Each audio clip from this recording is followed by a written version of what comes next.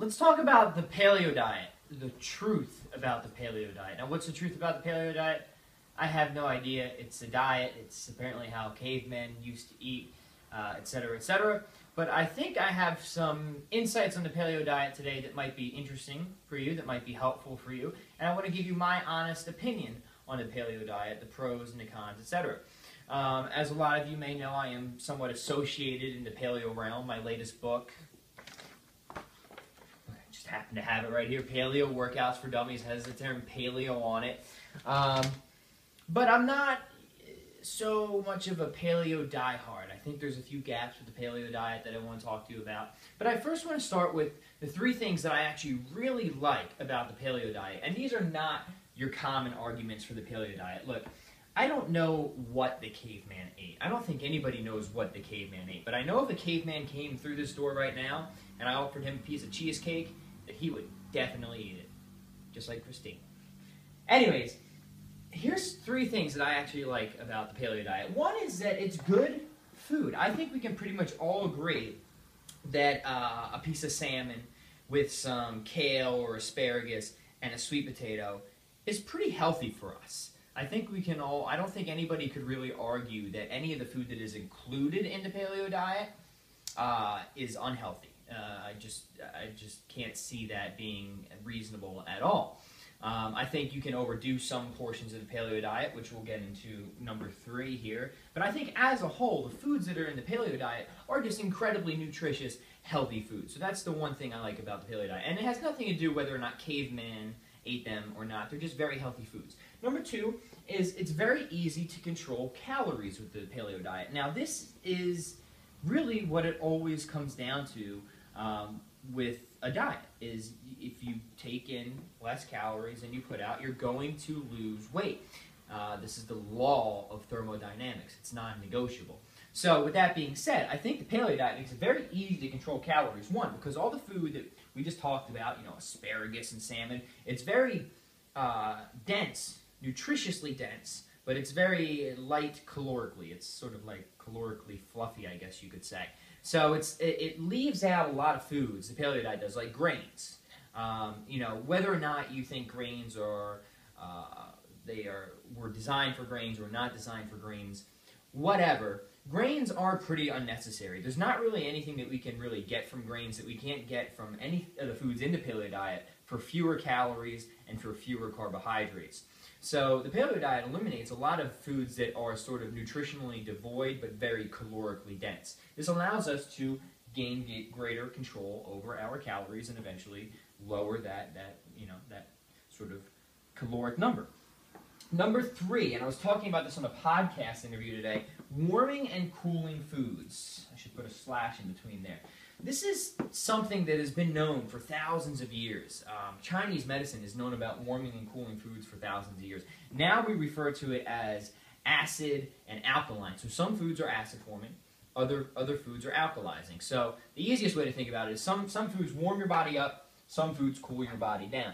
Now one of the potential problems with the paleo diet is an overemphasis on warming foods, which would be meat. These are the foods that really produce, I don't want to say they produce too much acidity in the body, but they promote an acidic environment. And too much of acid-forming foods, such as meats, such as grains, but grains aren't in the paleo diet anyway, so you don't have to worry about that. So really it's the meats in the paleo diet and a few other things here and there that are acid-forming. With that being said, I think the paleo diet actually makes it quite easy to strike a nice balance between warming and cooling foods, which is yin and yang.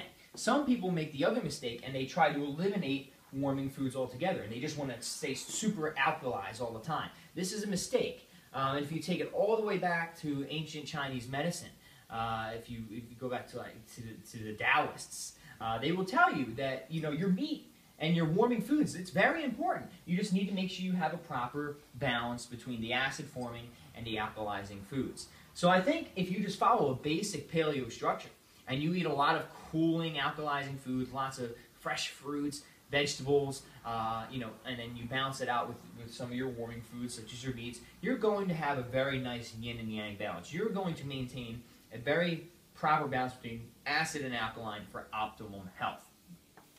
All right. With that being said, there's a few things about the paleo diet that I would tweak on a personal level. One thing that I really want to talk about, I think it would be very important for you, is everyone wants to talk about what the caveman ate. Nobody wants to talk about how the caveman ate. So one thing I would add to the paleo diet, I'm just going to put it here as number 4, is fasting.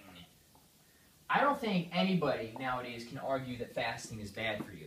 I will make and hear the argument that fasting is not appropriate for everybody all the time. But the evidence for fasting is so enormous. It's like a Saint Bernard of evidence in support of fasting. I mean, fasting does it all. Not eating is one of the healthiest things that you can possibly do. And Lola seems to agree with me, except for she wouldn't know a thing about not eating. She was in the trash like 2.5 minutes ago. It's amazing. She never stops. So anyways, I mean, fasting increases fat burning. It increases lipolysis. It increases growth hormone. It increases neurogenesis. It speeds up the healing and recovery process. Fasting literally does it all. So I think one gap in the paleo diet is it needs to address not just what we should eat, but how we should eat. So when it comes to fasting, I'm going to recommend 2 options. One is the classic intermittent fasting approach, which is once a week, I'm going to take... Lola, do you mind? I'm trying to film a video here. She's chewing on her rawhide bone. It's all right. We're almost over anyway. So once a week, we're going to fast for 24 hours. You can bring that up to 32 if you like.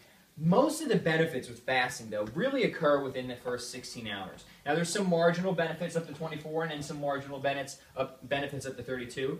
And if we're going to bring back Chinese medicine again, a lot of these ancient cultures would literally fast for like 7 days at a time.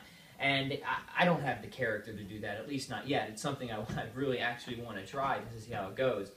But I'm going to let you play around with that. Most of the time, though, what I found works really well is what I call micro-fasting. This is 16 hours on, 8 hours off. So 16 hours fasting, 8 hours of an eating window. So that means you're going to take the paleo diet or whatever diet you want. I don't care what diet you follow.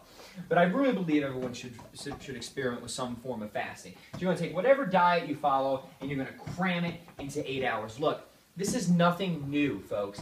This approach, even the 16 hours and 8 hours, the 16 and 8 split has been around for years and years and years.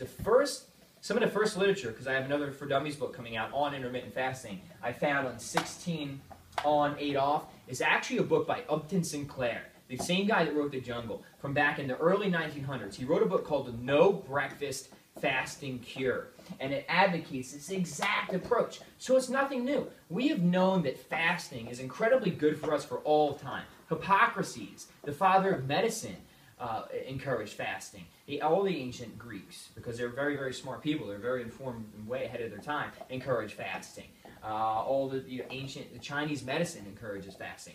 So if there's any one big gripe I have about the paleo diet, and I'm not saying that you can't eat grains or be successful with a bowl of white rice. I'm not going to freak out about that. I do believe, though, that to sort of make this complete, we got to add this component of fasting in to the mix. So I hope this was helpful for you. This is sort of my belief, my opinion on the paleo diet, all like super deep beliefs aside. I think it's good. I think that just about anybody can have a lot of success with this sort of approach. If you have any questions, let me know. I'm here to help.